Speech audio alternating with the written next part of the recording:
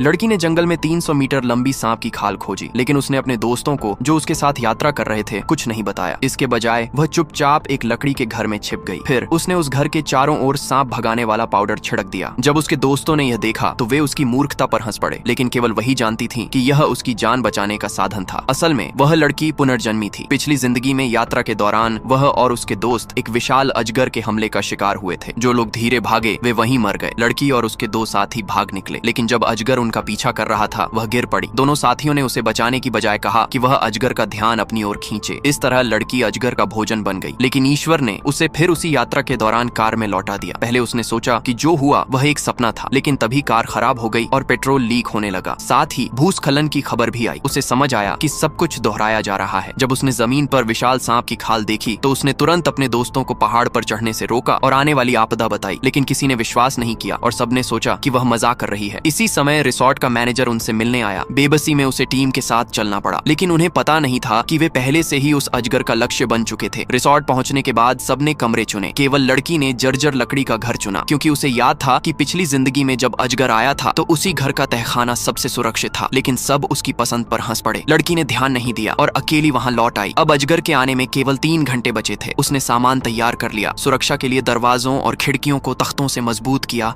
और चारों ओर पाउडर छिड़क दिया। लेकिन उसके दोस्त अब भी संगीत पार्टी कर रहे थे। उन्हें पता नहीं था कि ऐसा करने से वे अजगर को और आकर्षित कर रहे हैं। लड़की की चेतावनी का मजाक उड़ाया गया। उसने समझाना बंद कर दिया और केवल उस मैनेजर को जो उस पर विश्वास करता था लकड़ी के घर में ले आई। जब लोग सेल्फी लेने में व्यस्त थे तब तक विशाल अजगर चुपचाप उनके पीछे पहुंच चुका था।